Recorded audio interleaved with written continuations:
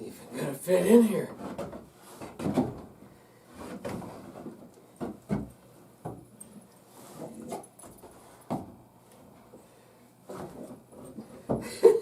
He might not fit, huh?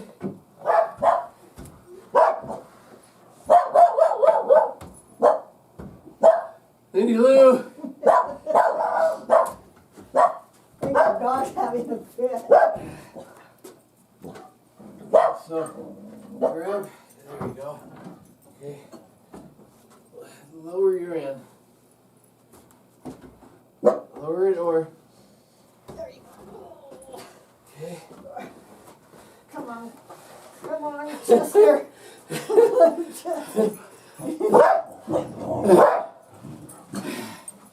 Good boy. Okay. Stand back. So, What is it, Daddy? so the Silver Spur Saloon. No, silver dollar. Silver Dollar Saloon. The Silver Spur was in Salmon. The Silver Dollar Saloon was in Leadore. They were going out of business. I guess the owner had died or something. We heard. So Cindy bought a moose. Yeah, we got to figure out a place to put him now, but it's pretty cool. He's not a giant moose, luckily, but the body is big. And what else did you buy, Cindy? Mr. Porcupine. She bought a porcupine, too.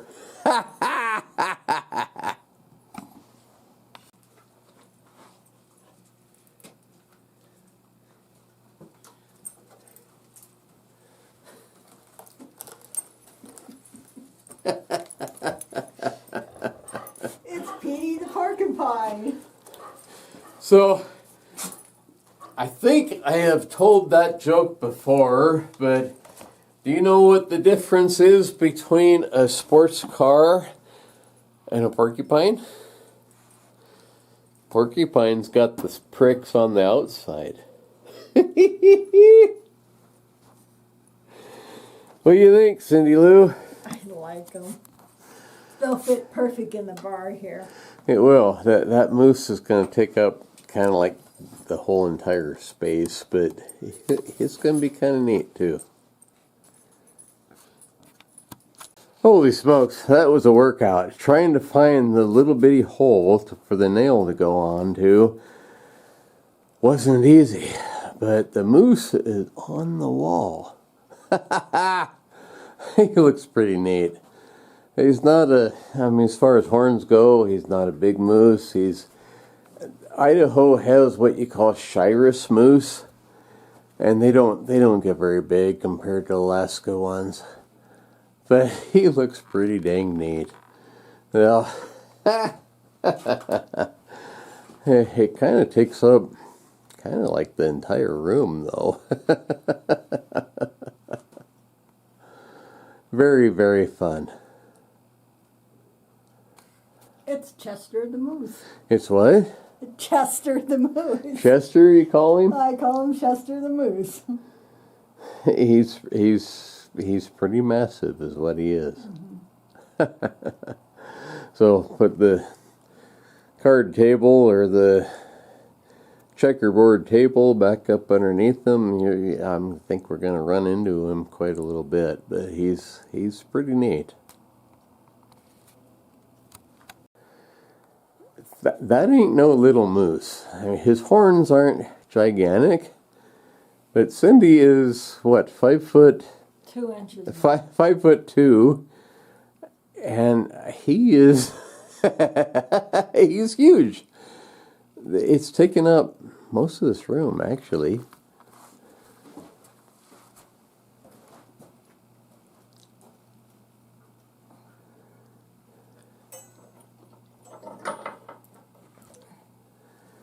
Very, very neat. We didn't pay very much for him, or we wouldn't have got him. But when we moved here in 1991, we were working for Twin Peaks Ranch, and the guys we were working for were Frank and Johnny. I'm not going to say their last name, but come to find out, they were some of the biggest poachers that were ever in this area, and we were in on some of that. But we didn't know it. We didn't know we were illegal. From what they told us, we were within their boundaries. As an outfitter in Idaho, you can't hunt statewide. The outfitters are allotted a certain area, and we thought we were within our area, but Frank would never tell us just where we were legal and where we weren't. And I asked him several times to show me on the map just where it was that we were legal and where we weren't. He was always too busy to do that. Well, come to find out, he wasn't busy. He just didn't want us to know. And the majority of the elk that we either helped hunters shoot or helped them pack out were outside of his area. And we were totally illegal, but we didn't know it at the time. I mean, we're going on your boss's word to be legal, and if your boss is a crook, then you can't trust that. And luckily, we quit before they got into trouble. He ended up with 17 federal counts of poaching against him, and we were in on some of those, but at the time we had no idea that we weren't legal. Anyway, we have put in for a moose tag every year since then, and Cindy and me, I mean, she'll usually put in for a moose. I put in for a bighorn ram. We have not been able to draw either one, and this moose come up for sale. And when we were working for Frank and Johnny back in 1991, we went into the Silver Dollar Saloon outside of his area, thinking that we were legal. We were hunting out of Leadore. Went into the saloon there, and this moose was hanging on the wall above the door. And I remember him back then. Never dreamed we would someday own this moose. But here he is. We're a moose rescue. We're what? A moose rescue. Cindy says we're a moose rescue. Holy moly. He is big. I mean,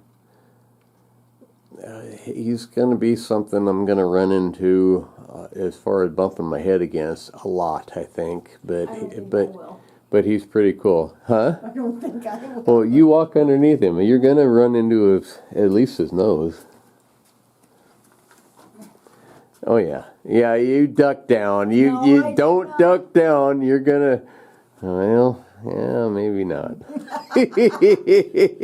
I'm going to bump into at least his nose. Like I say, he doesn't have the most impressive, biggest horns in the world as far as moose horns go. But Shiras moose, they're not really big. They do get bigger than that, but those drop horns that I found, they're more moose-like than those. Those are more almost elk horns, but it's pretty neat. To have a moose mounted, it's going to cost you $1,500 probably. More than that. And what do you pay for this? $150 for this one.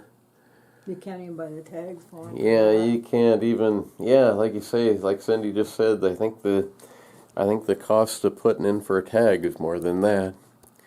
And then this porcupine, you don't see porcupines mounted very often. This little guy, I don't know what they would charge you to do that. The one we saw in Wisdom was $450, and this one was very cheap. We got him for next to nothing. But I ain't sure where I'm going to put him either. That is one massive animal. You know, a moose, or even a small moose, he's not a giant moose, but he is big body-wise. Look at this. This is across the chest. Oops. Okay, hold on. Across the chest. Okay, come on, tape measure. Don't fold in half. Across the chest, he is probably 2 feet wide, 24 inches. Oops. And up and down,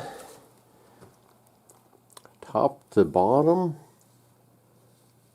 probably 32 inches. That is a massive, massive animal. Can you imagine? I mean, the rest of the body and stuff. They stand to the shoulder, probably close to 8 foot tall. I mean, wow. And, you know, I've seen videos and reports and things where they say that some of the supposed Bigfoot sightings could be a moose walking straight away from you, because what you see is you see the back legs, the body, and the hump from the shoulders, which looks like a head and shoulders of a person.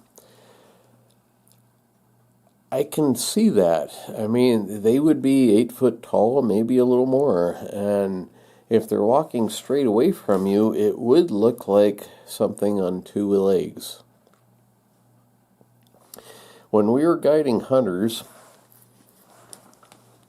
one of the first hunts I took, if not the first hunt, I don't remember now, working for Twin Peaks, or not Twin Peaks, Saddle Springs Outfitters. We got the hunters into camp. We got all the gear into camp. We got everything ready to go. And Ron says, "Well, I forgot the alarm clock. It's in the door of the truck." And I thought, well, that's pretty darn important. And he says, "Well, I'll wake up, I bet."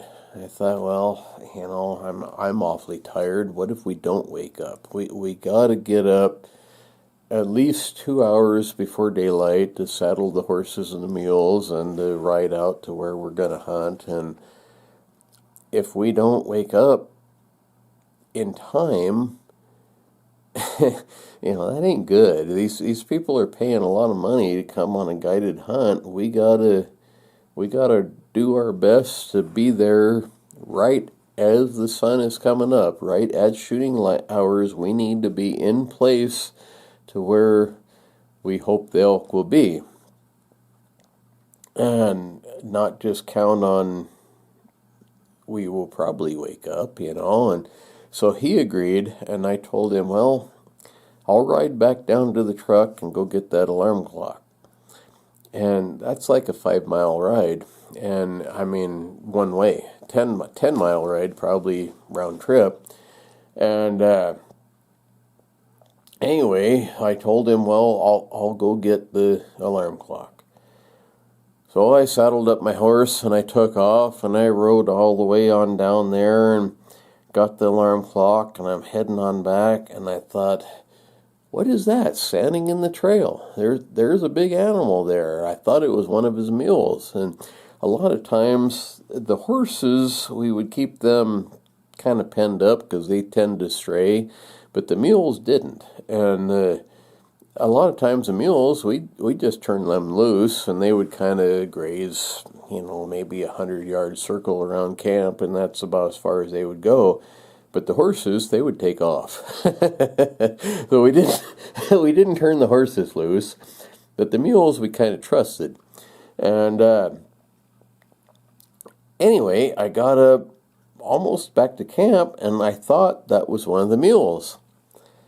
No, it wasn't. When I got up closer, it was a big old moose. And it was a cow moose, but it was a moose and not a mule. And I got within, I don't know, 50 feet or so of it. before I realized, yeah, that's not a mule. And then it took off through the bushes and stuff. So I get back to camp, and Ron says, well, how did it go? I said, oh, it went fine. And I said, I saw a giant flying bat with teeth like railroad spikes and glowing red eyes. And he says, oh, you did not. And I said, no, I did not. But I did see a moose. And he didn't believe me on that either. But I did. I did see the moose. So this guy...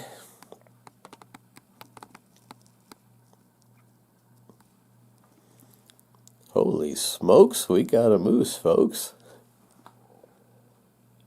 I told Cindy, we didn't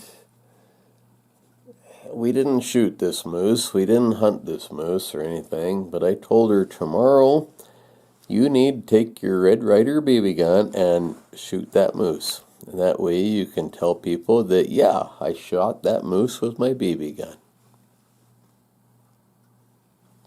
Where are you going? Where are you going? We're a porcupine rescue, too. We're a porcupine and moose rescue today.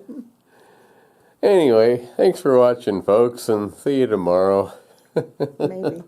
Maybe. You never know. Tell them bye. Bye.